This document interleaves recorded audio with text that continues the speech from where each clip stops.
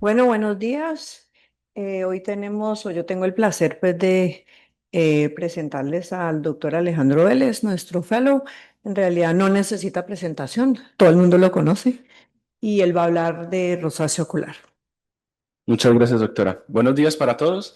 Hoy vamos a hablar acerca de la rosácea ocular, una entidad subdiagnosticada en la superficie ocular. Vamos a empezar con una serie de casos para ambientar pues el tema.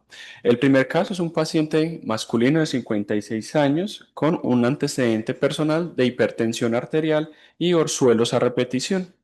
Consultó por unos bultitos en los párpados inferiores y en su enfermedad actual relata un cuadro clínico de 5 días de evolución con dolor, edema palpebral e induración en el párpado inferior izquierdo. En la revisión por sistemas no refiere otros. Una agudeza visual normal, pupilas normal y en el externo, en el examen físico, nos llama la atención una descamación en borde palpebral, disfunción de glándulas de Meibomian, telangiectasias en borde palpebral y en el párpado inferior izquierdo un nódulo. En esta fotografía vemos pues el paciente y en la biomicroscopía encontramos que tiene una conjuntiva con una leve hiperemia, una córnea normal, presión normal y un fondo de ojo normal. Es importante siempre identificar al paciente como en medicina. El examen físico empieza desde que el paciente ingresa a nuestro consultorio. Acá en esta fotografía vamos a observar en el párpado inferior izquierdo una zona eritematosa, un nódulo con telangiectasias en el borde y si vemos el fototipo del paciente es un fototipo claro, un Fitzpatrick 1-2. Acá en esta fotografía con un zoom en la lámpara de hendidura podemos observar un borde palpebral en el cual encontramos descamación en el borde de las pestañas, encontramos telangiectasias y un nódulo en esta zona. En este caso, que es el caso número 2, vamos a encontrar una paciente femenina de 39 años con un antecedente personal de obesidad con una alopecia androgénica. Nos consulta por orzuelo con un cuadro de evolución de 10 días de evolución de dolor, edema palpebral e induración en el párpado inferior derecho y a la revisión por sistemas no refiere otros. Una agudeza visual normal, pupilas normales y en el externo encontramos una descamación, una disfunción de glándulas de Meibomian, telangiectasias, nódulo, tiene un papiloma en el borde palpebral. Esta es la paciente. Vemos su fenotipo, vemos las características de una paciente que tiene un fototipo claro con una rubicundez, con eritema y lesiones en zona del malar nasal y periocular. En estas fotografías vamos a encontrar con mayor acercamiento esas lesiones que se van a detallar mucho más en el párpado inferior en las zonas malares y al evertir el párpado inferior vamos a encontrar ese nódulo, vamos a encontrar telangiectasias que acá se van a ver con mucho mayor detalle y su papiloma. Importante siempre evaluar al paciente muy bien en la lámpara de hendidura y siempre poner atención en la parte externa en párpados. El tercer caso es una paciente femenina de 12 años con antecedentes personales de orzuelos a repetición y consultó por ojos rojos e hinchados, que refiere que desde hace 2 años tiene ojo rojo bilateral, no doloroso, visión distorsionada, visión borrosa y que no ha tenido mejoría a pesar de los múltiples tratamientos y que hace 6 meses presenta lesiones en la piel, unos comedones. A continuación, vemos las fotografías de la paciente a través de la lámpara de hendidura con mayor zoom. Vamos a encontrar que tiene una conjuntiva con hiperemia mixta, con una córnea transparente, una vascularización periférica en toda esta zona inferior, con una tinción superficial abundante y con un cristalino pues transparente sin otras características importantes. Con una presión normal, en la bimicroscopía lo que previamente le describí con un fondo de ojo normal sin lesiones. Entonces, ¿por qué es importante de hablar de esa patología? ¿Qué sabemos de rosácea ocular? La rosácea ocular es una entidad que es prevalente y que es poco identificada y sobre todo en las personas que son de un fototipo alto, piel más oscura y en aquellas personas que son de menor edad, es decir, en los niños. Importante que infortunadamente no se hace un diagnóstico correcto, un diagnóstico a tiempo y solamente vamos a hacer un manejo de complicaciones. Importante siempre tenerlo presente como uno de los posibles diagnósticos diferenciales que tenemos, no solamente teniendo las características de la piel, sino las características oculares. ¿Y por qué es importante que nosotros los oftalmólogos hablemos del tema? Porque recordemos que la rosácea ocular tiene un compromiso ocular y que nos afecta directamente y que puede llegar a tener complicaciones tan severas como una pérdida visual y una ceguera.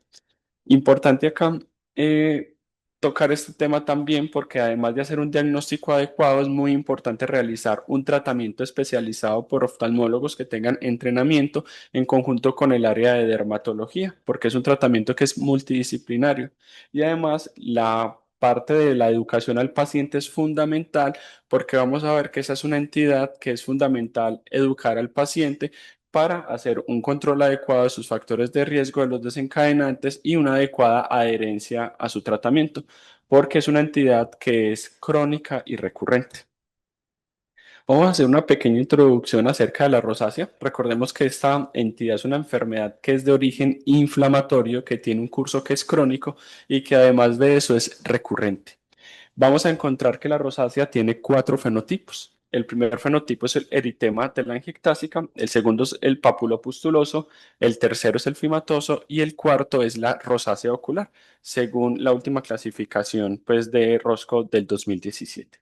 ¿Por qué porque vamos a tener manifestaciones oculares hasta en el 50 al 72% de los casos y es una entidad que va a tener gran impacto en la calidad de vida de los pacientes. Recordemos que ahora es muy importante con cada una de las enfermedades hacer escalas de validación donde se mide el impacto en la calidad de vida de cada uno de los pacientes. Esta entidad está asociada a otras enfermedades sistémicas como síndrome metabólico, como hipertensión arterial, también con enfermedad cardiovascular.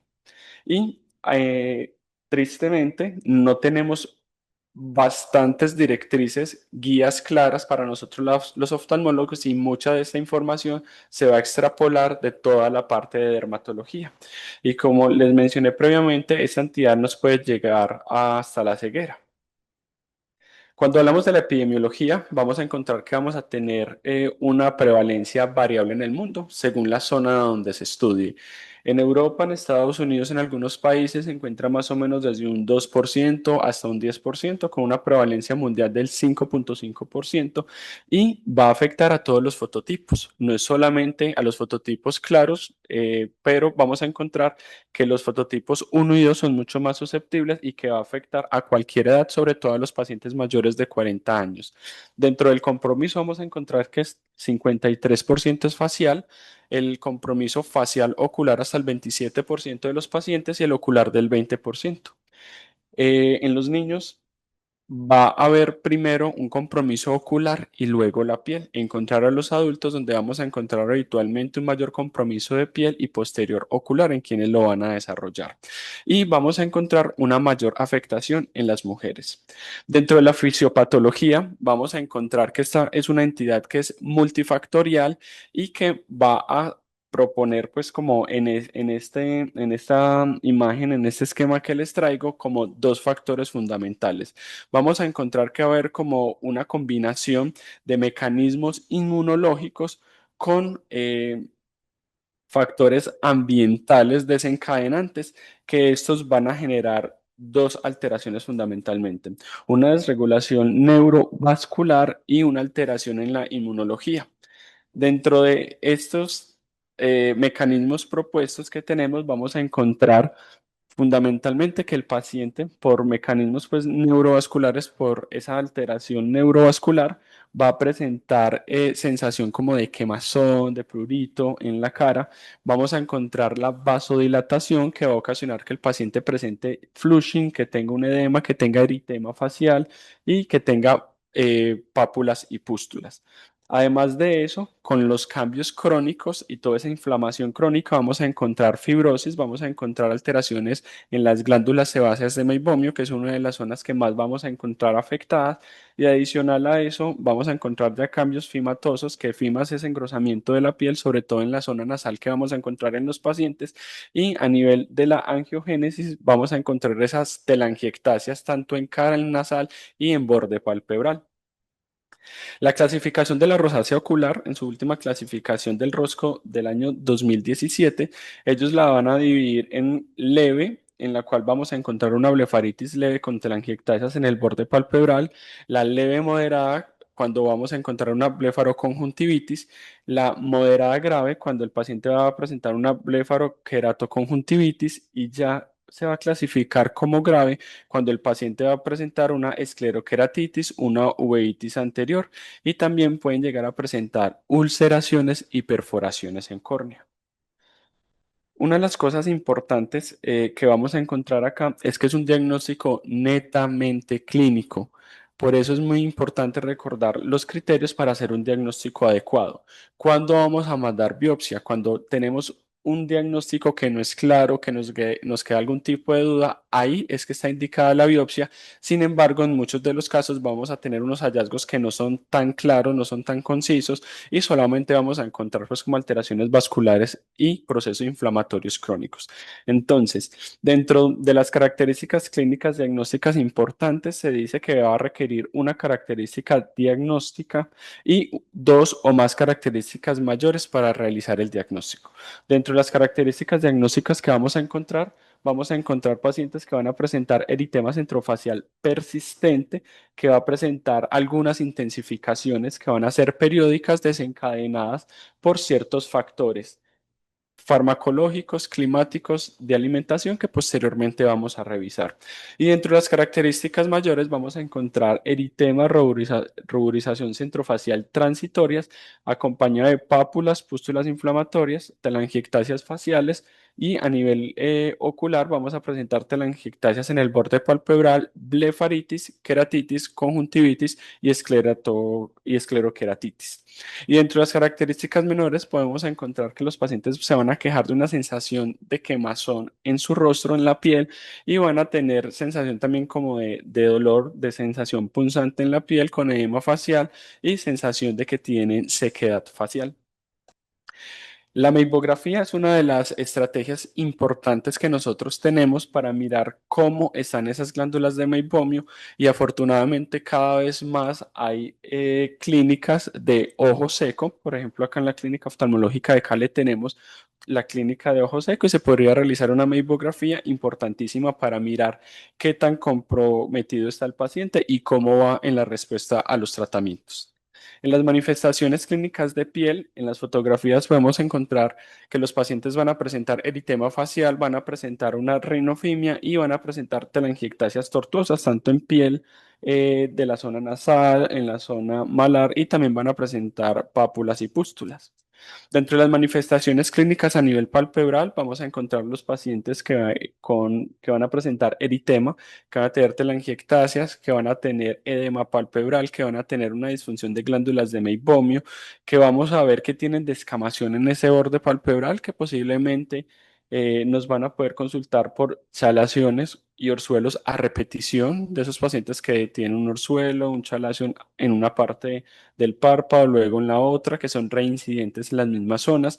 Y ya en cambios crónicos, cuando ya hay alteraciones de manera crónica, van a presentar ectropio.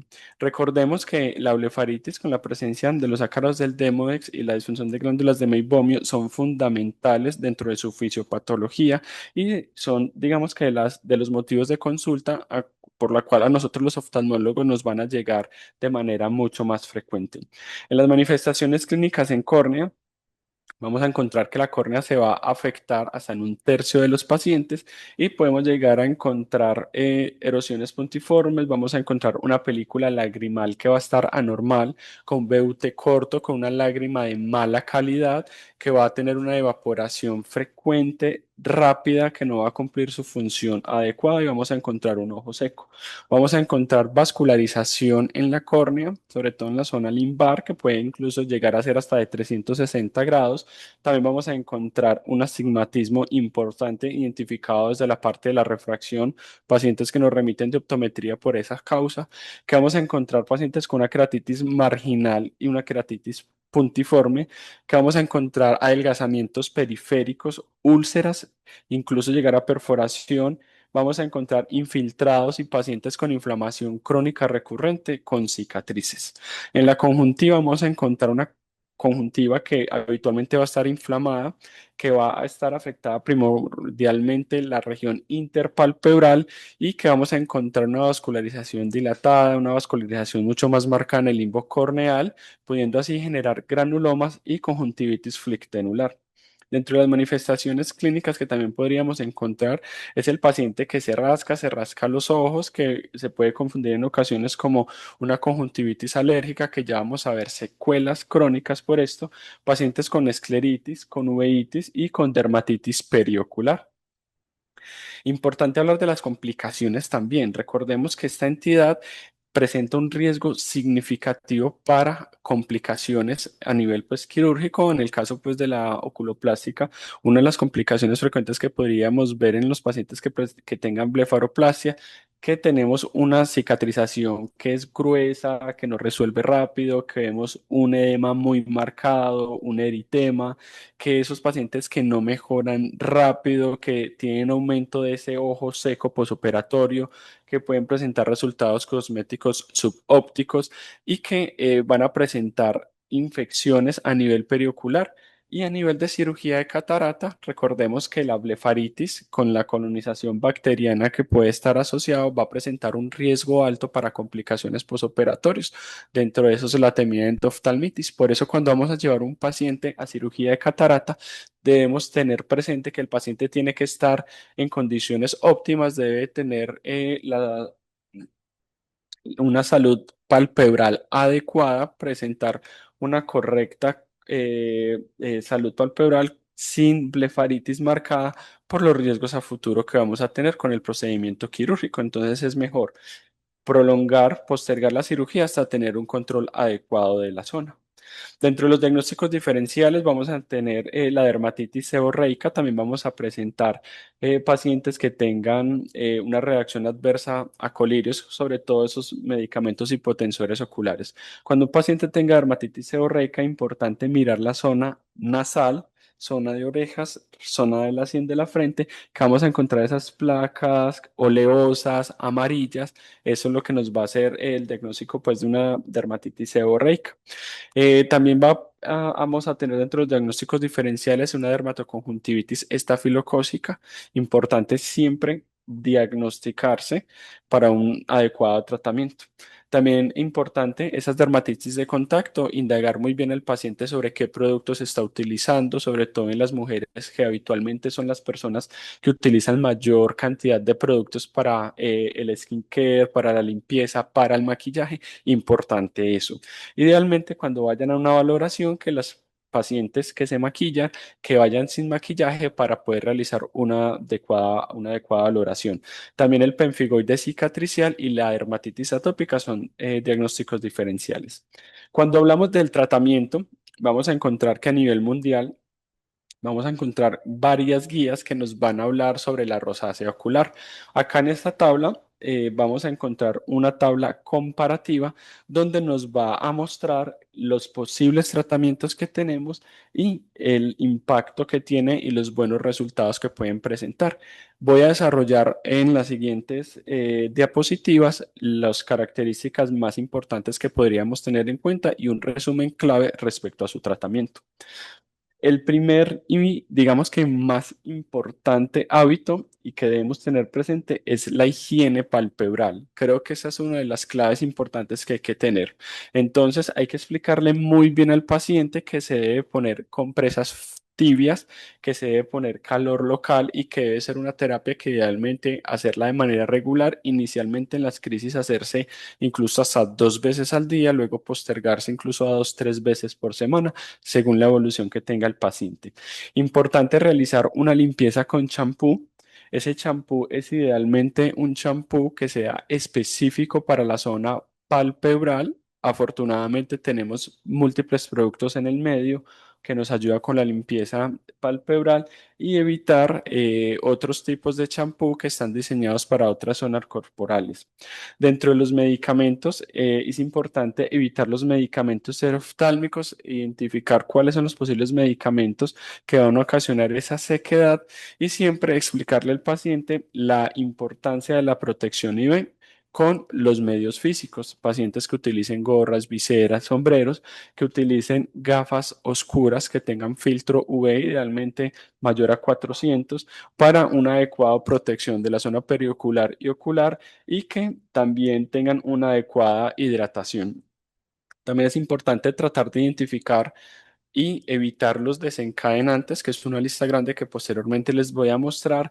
Y a nivel de dieta, incentivar para que el paciente tenga una dieta rica en omega 3 con aceites de EPA y DHA. Entonces, se puede recomendar la limpieza palpebral con champú para bebés. Han salido varios artículos que han comparado la respuesta que puede tener el uso de champú para bebé. El más común, conocido a nivel mundial, es el champú de Johnson y Johnson.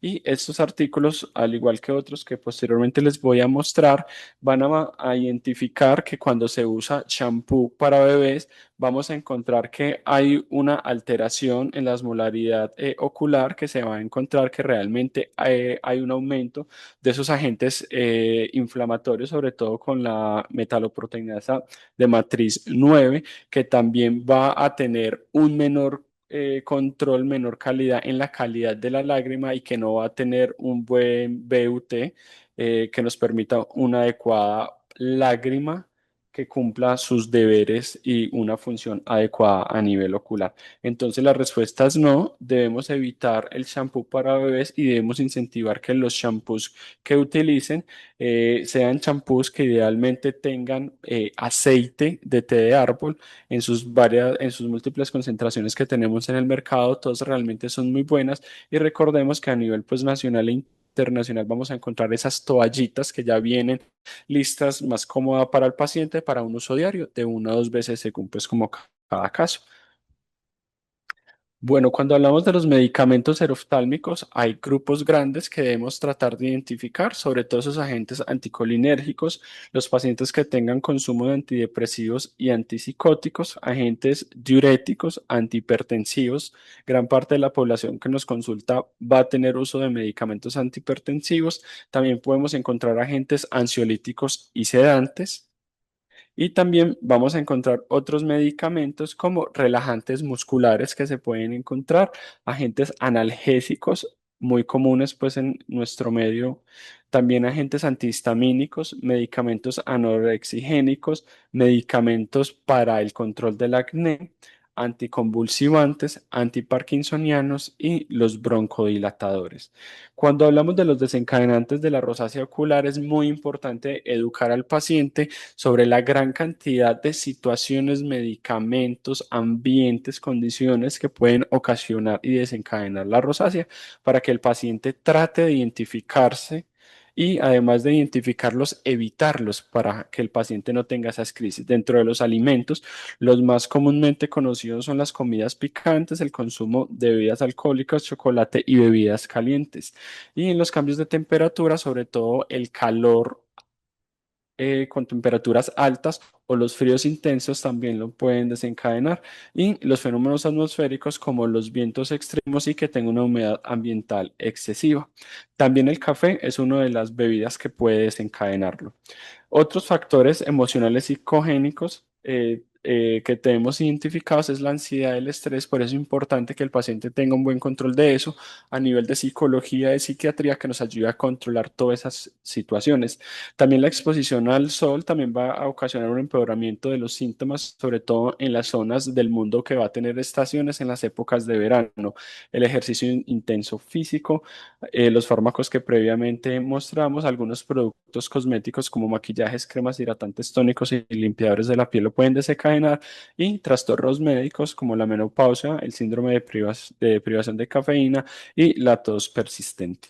A nivel de tratamiento tópico, nosotros tenemos una gran variedad de medicamentos que tiene evidencia en diferentes estudios. Los más importantes que con mayor frecuencia vamos a enviar son lubricantes oculares porque como previamente les mostré, hay una alteración en la película lagrimal en todo su mecanismo de producción y de estabilidad, y siempre se deben mandar medicamentos que sean lubricantes libres de preservantes, medicamentos que sean PF por esa alteración en la superficie ocular, que tengan propilenglicol o que tengan ácido hialurónico, son los que tienen pues mejor evidencia. Dentro de los medicamentos tópicos que tenemos en el medio, también tenemos la acitromicina al 1% o al 1,5%, con unos resultados tan buenos a nivel tópico que son igual con resultados de no inferioridad respecto a los medicamentos sistémicos como la doxiciclina, acitromicina, tetraciclínica, y así de esa manera nos evitamos todos esos efectos sistémicos, sobre todo a nivel gastrointestinal. Hay varios esquemas. Dentro de los esquemas que tenemos es utilizarse 2 veces al día por 2 días y luego una vez al día por 5 días, pero también en literatura vamos a encontrar esquemas que se van a utilizar 2 veces al día por 3 días y una gota al día hasta complementar un mes de tratamiento. La ciclosporina es otro de los medicamentos que vamos a tener con buen resultado con las concentraciones al 0,05% y al 0,1%, y también el tacrolimus tópico tiene muy buena evidencia. Dentro de los tratamientos sistémicos vamos a encontrar la doxiciclina oral. En los esquemas de doxiciclina oral que se van a utilizar de 6 a 12 semanas de tratamiento, se pueden utilizar esquemas desde 50 a 200 miligramos con iguales resultados. Se ha encontrado que hay dosis de doxiciclina de 40 miligramos con presentaciones que, por ejemplo, en Colombia la tenemos, que es la marca Oracea, que se toma una sola tableta al día, que es más tolerable, que tiene un efecto de liberación prolongada, que es mucho mejor para el paciente. Se puede utilizar de 6 a 12 semanas. También tenemos la tetraciclina con menor resultado. Recordemos que este no se debería utilizar en niños menores de 7 años. También tenemos esquemas adecuados con minociclina, con acitromicina oral, 500 miligramos 2 veces al día o una vez al día por 3 días, y la ciclosporina.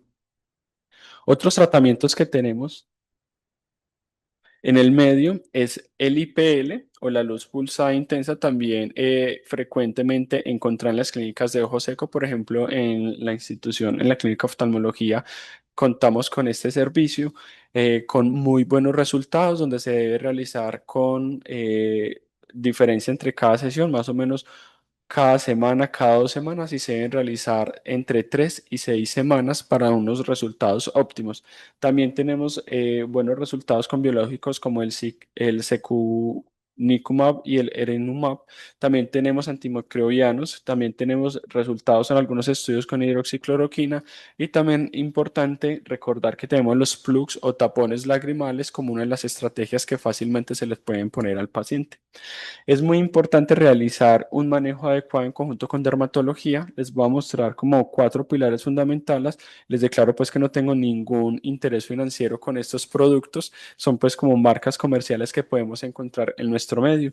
Fundamental la protección ocular con un buen protector solar con medios físicos, limpieza palpebral y limpieza facial con geles y medicamentos específicos para la limpieza facial del skincare. También ácido acelaico y la ivermectina para el control a nivel pues como facial, que deben ser manejados en conjunto con el dermatólogo. Acá les voy a traer un resumen que me parece muy chévere, que es como la secuencia de tratamiento que proponen en la guía española, que fue publicada en el año 2023. Es una guía que es reciente, donde nos va a mostrar que debemos siempre iniciar aquí en las formas leves con medidas de higiene y estilo de vida, con realizar una higiene ocular, con limpieza palpebral de pestañas, con jabones que no sean irritantes, los van a ayudar mucho. También evitar los desencadenantes, realizar una adecuada higiene de piel y con una dieta que sea alta en ácidos grasos omega 3. En las formas moderadas debemos, además de lo previo, adicionar tratamiento tópico con lubricantes oculares y con medicamentos tópicos como la citromicina, la ciclosporina, el tacrolimus en estas dosis hasta que los síntomas resuelvan. Y también cuando ya tenemos pacientes que tengan unas formas que sean mucho más graves, vamos a presentar un tratamiento sistémico que se debe adicionar como la doxiciclina o la minoxiclina o la citromicina, con mayor evidencia la doxiciclina. Y recordemos o IPL y siempre realizar un tratamiento adecuado de las complicaciones, sobre todo entre el área de oculoplástica y de córnea y superficie ocular, en los pacientes que tengan mucho compromiso, que tengan riesgo de perforación con esas úlceras y realizar un recubrimiento conjuntival o realizar parches con cianoacrilato pegaloca, pues que se conoce en el medio en caso de presentar una perforación y también antiangiogénicos con las telangiectasias, que es una estrategia que también tenemos. Entonces, para concluir, tenemos que es una enfermedad que es inflamatoria de un curso que es crónico, que va a presentar un compromiso ocular y cutáneo hasta en el 78% de los pacientes, que es una entidad que va a tener un gran impacto psicosocial en la calidad de vida de las personas, que requiere un manejo multidisciplinario entre el servicio de oftalmología y dermatología y que debemos estar muy pendientes e incentivar el manejo de guías que tengan una combinación entre dermatología y oftalmología. Muchas gracias.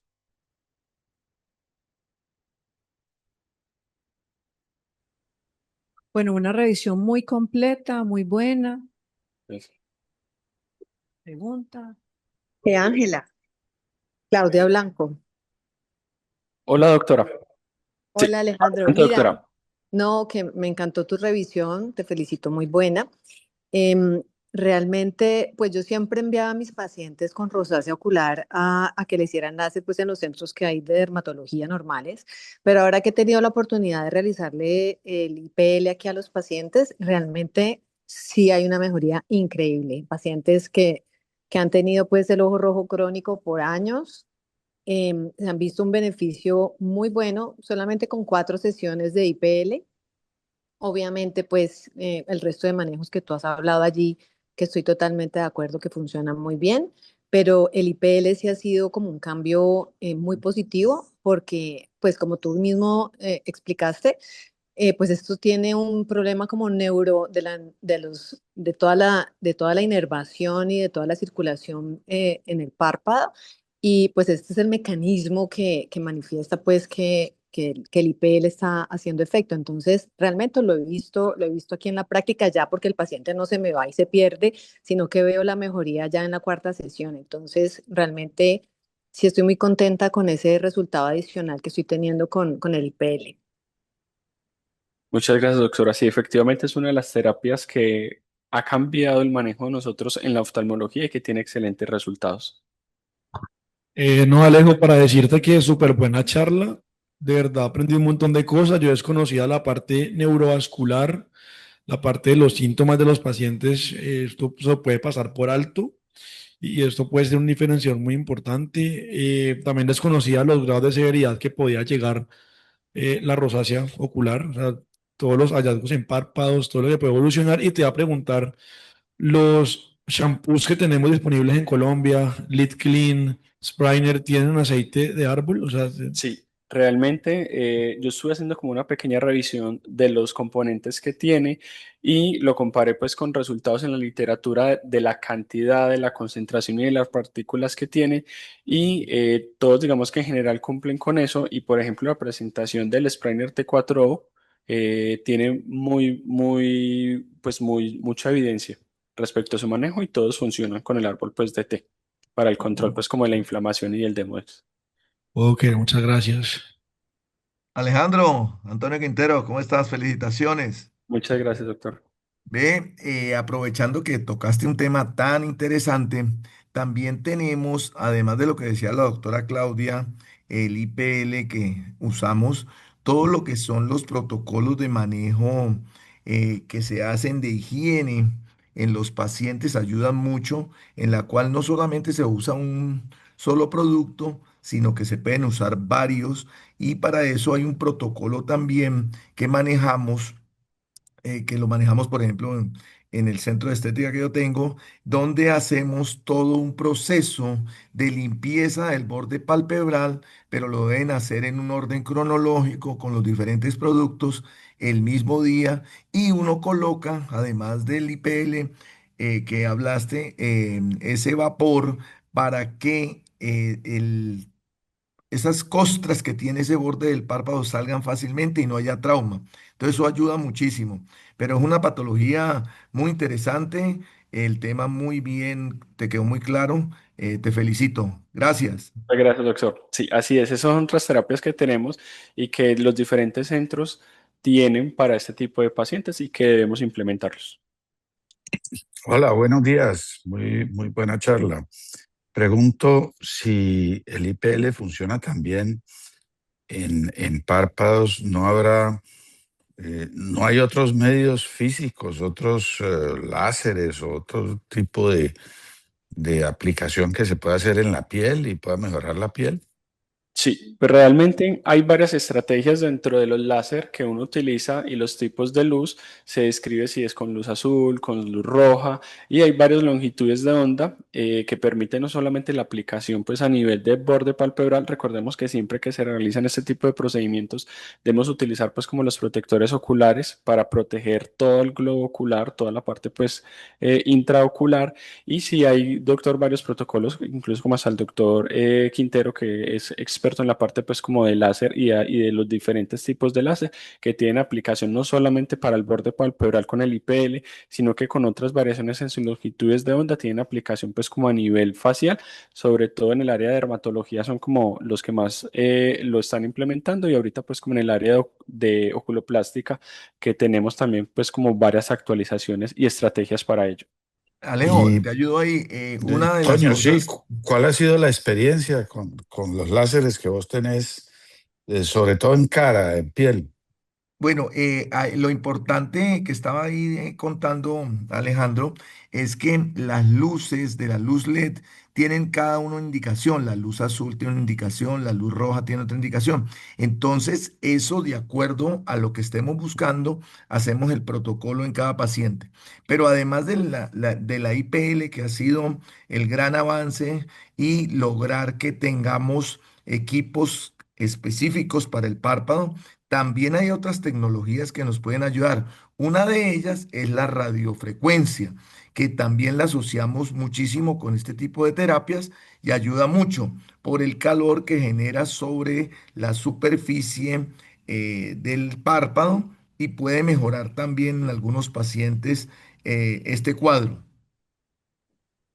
Em, Toño, acerca de eso, he notado, pues los pacientes que tienen rosácea son muy sensibles al calor. Entonces, muchas veces mandamos siempre paños de agua tibia o calor seco a los pacientes. Entonces, esas terapias de calor en los pacientes con rosácea a veces les produce pues un eritema muy incómodo a los pacientes.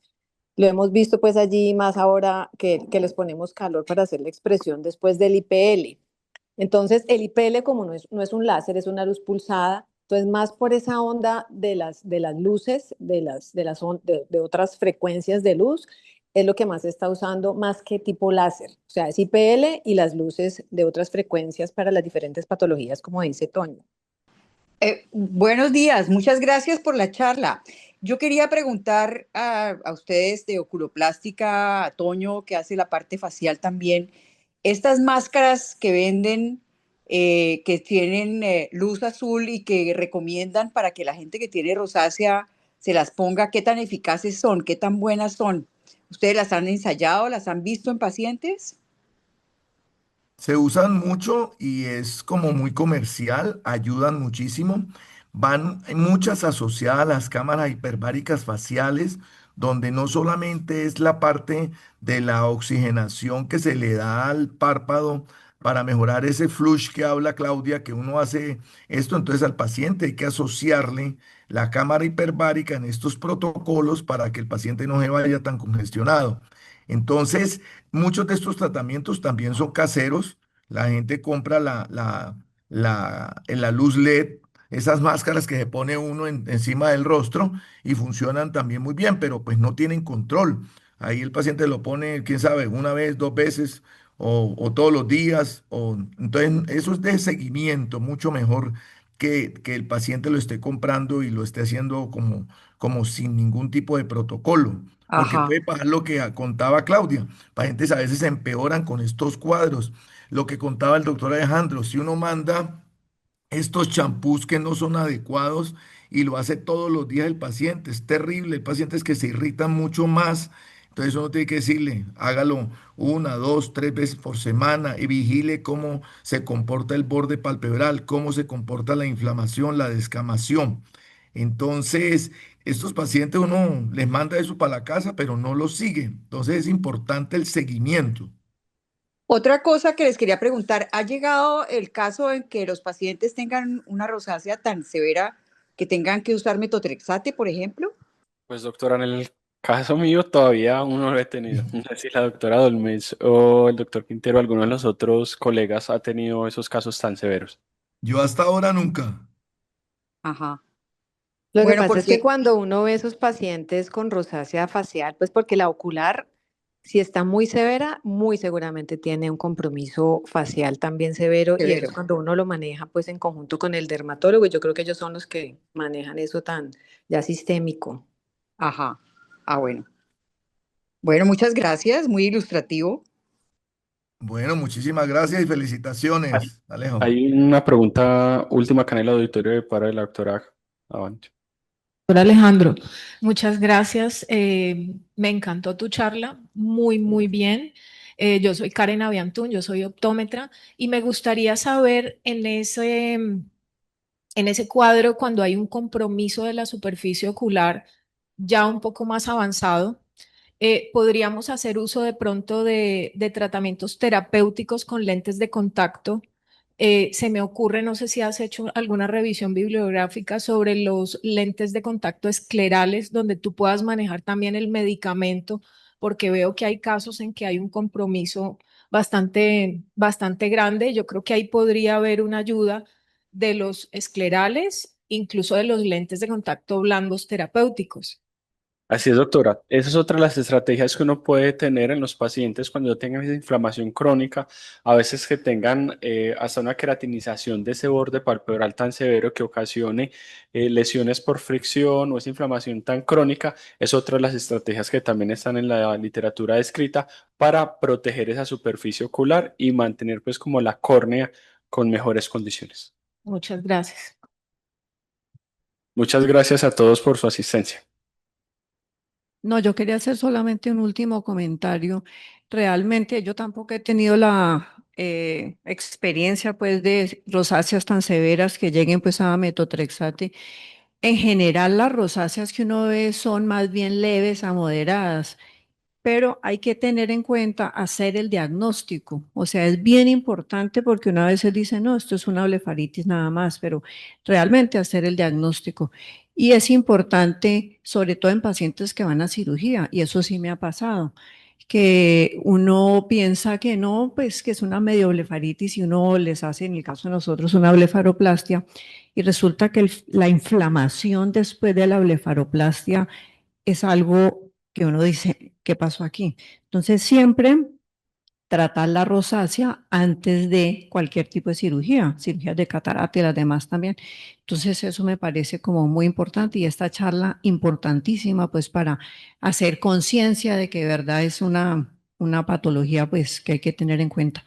Lo otro que les quería comentar y que me ha pasado, pues, o en alguna oportunidad, es tener en cuenta que es bilateral, ¿sí? Es bilateral y digamos, prender la alarma si uno ve una blefaritis unilateral o algo que, digamos, sea bastante más digamos, de un párpado que el otro, o sea, chalacia una repetición en un solo sitio, blefaritis unilateral o bilateral, pero mucho más severa en un lado, ¿sí? Pensar en biopsiar. ¿sí? Porque no nos olvidemos que el carcinoma de glándulas sebáceas es raro, pero no tan raro. O sea, he visto varios y llegan con estos diagnósticos de una rosácea de hace años, todo tipo de tratamientos, y hacemos la biopsia y resulta que se trata de esto. Entonces, nunca olvidar que si hay algo que no es como tan típico, pensar en biopsiar. Entonces, un chalazion que repite en el mismo lugar, una blefaritis crónica mucho más severa que no mejora pues con tratamiento, pensar en eso. Excelente charla, Alejandro.